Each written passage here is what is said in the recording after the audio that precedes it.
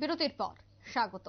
রাজ্য সরকার ইতিমধ্যে সামাজিক ভাতা সহ বিভিন্ন ক্ষেত্রে বিশেষ করে প্রধানমন্ত্রী আবাস যোজনার জন্য একাধিক প্রকল্প একাধিক উদ্যোগ গ্রহণ করছে, কিন্তু তারপরেও সংশ্লিষ্ট কিছু নেতা কর্মী বা দপ্তরের কিছু আধিকারিকদের গাফিলতির ফলে এখনো বিভিন্ন জায়গায় সে ধরনের সুযোগ সুবিধা থেকে বঞ্চিত হচ্ছে সাধারণ মানুষ।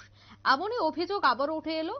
অভিযোগ যে তেলিয়ামুড়া থেকেই সেই অভিযোগ জানা যাচ্ছে যে শারীরিক প্রতিবন্ধী এক যুবতীর ভাগ্যে জোটেনি সরকারি ভাতা। শারীরিক প্রতিবন্ধী ওই যুবতীর পরিবারে নেই প্রধানমন্ত্রী আবাস যোজনা প্রকল্পের সরকারি ঘর। অভিযোগ যে তিনি বারংবার স্থানীয় নেতাকর্মী এবং দপ্তরের আধিকারিকদের সাথে কথা বলেছেন, আবেদন করেছেন, কিন্তু এখনো পর্যন্ত কোনো ধরনের সাহায্য করা হয়নি। এমনটাই অভিযোগ করছেন তারা। সরকারি বিভিন্ন সুযোগ সুবিধা থেকে বঞ্চিত ইতিমধ্যেই এই পরিবারটি। সেই বিষয় নিয়ে তারা কি বলছেন সংবাদ মাধ্যমের মুখোমুখি হয়ে শোনাবো। কি সমস্যা তারার সমস্যা হয়েছে, অ্যাকচুয়াল আগে তো তার স্বামী আছিল, এরপরে স্বামী মরণের পরে আবার সে নিজস্ব এই অবস্থা আপনি নিজেই দেখছেন যে এখন বর্তমান সে বিকলাঙ্গতে আসে।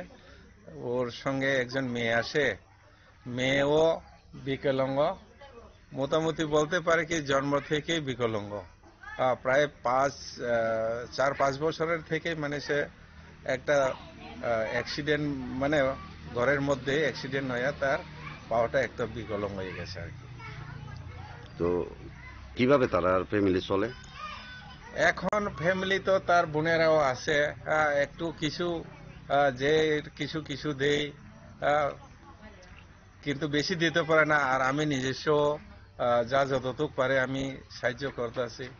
আর কিছু স্পেশাল খাওয়ানোর আমি কত মানুষকে রাখছি, যদি কোনো এরা খাওয়ানোর যদি ইচ্ছা থাকে বা ইচ্ছা না থাকলে আমি প্রত্যেক রবিবার বুধবারে তারা মানে মাছ টাছ খাওয়ানোর একটা এটাও ব্যবস্থা করছি। যখন তার এই অবস্থা কতদিন বাঁচবো না বাঁচবো এটাও জানে না, ওইটা লক্ষ্য করে আমি মানে বর্তমান কন্টিনিউ আমি অলরেডি তারা মাছ টাছ খাওয়াই।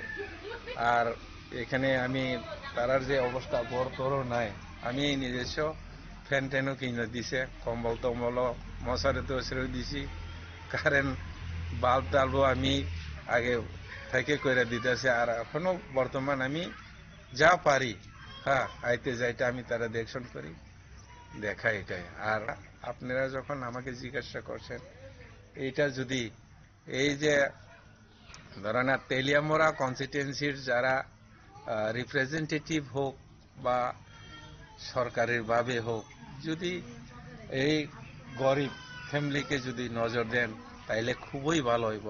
এটাই আমার একটা নিবেদন থাকবো, এটাই আর কি।